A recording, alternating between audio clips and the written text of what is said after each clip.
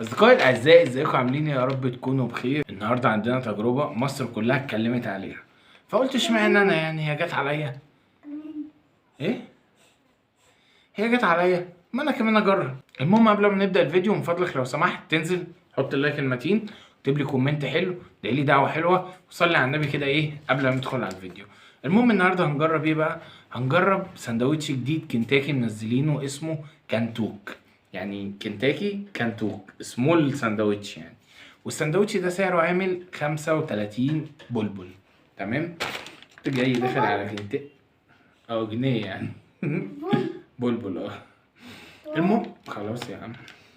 المهم بعد ما خلصت شغل قمت جاي داخل على كنتاكي، تمام، الفرع اللي هو بتاع السيوف ده، وقلت له انا عايز ايه؟ عايز كانتوك.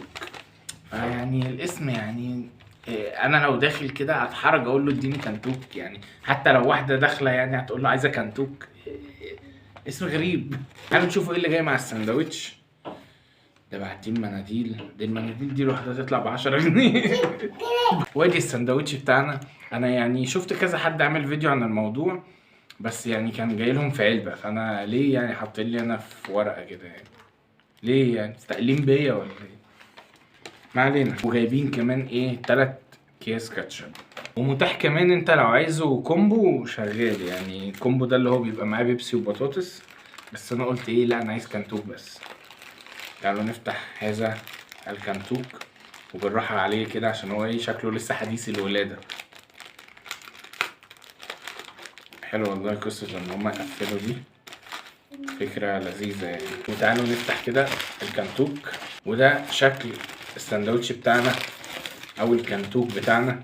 تعالوا بس نقلبه عشان هما حاطينه على ظهره. تعالوا بقى نشوف محتويات الكانتوك هذا.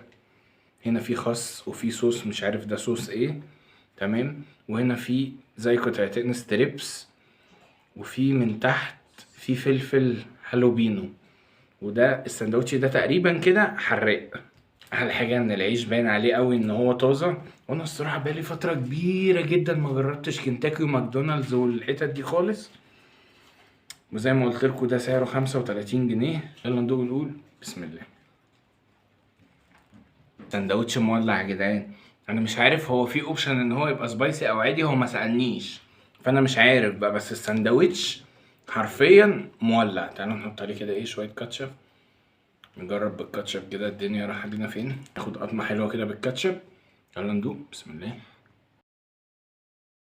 انا واحد من الناس يا جدعان لما باكل حاجه حراقه او حاجه حاميه بعرق كده ومناخيري بتبقى سايبه وبيحصل لي حاجات غريبه. الساندوتش حامي جدا جدا جدا. لو هو في اوبشن ان هو يبقى عادي او سبايسي يبقى الساندوتش حلو. لو هو ما فيهوش الاوبشن ده وهو ساندوتش حامي بس، هو كده هيعجب الناس اللي بتحب السبايسي لان الساندوتش سبايسي جدا. انما الناس اللي ما بتحبوش مش هيعجبهم خالص. فانا الصراحه بقى مش عارف الاوبشن ده موجود ولا لا. انما هو كساندوتش يعني كنوع من انواع التغيير هو الصراحه طعمه حلو. الصراحه انا مش هعرف اقيمه لان هو كان حامي جدا، بس هو كطعم عجبني. فكره ان هم يخلوا حاجه عندهم بالسعر ده برضو دي فكرة حلوة يعني لذيذة، ان اي حد ممكن ياكل. ممكن حد مثلا يبقى نفسه يجرب بس معهوش مثلا 70 جنيه او 80 جنيه ان هو يدخل يجيب سندوتش، ف 35 جنيه كنوع من انواع التجربة حلو. بس كده يا جدعان، لو عجبك الفيديو ما تنساش بقى تحط اللايك المتين. اشوفكم في فيديو جديد. اكتبوا لي تحت لو عايزين نجرب حاجة معينة، منتج معين.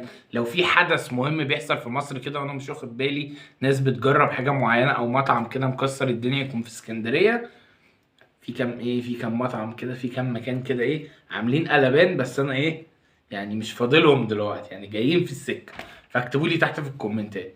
يلا سلام.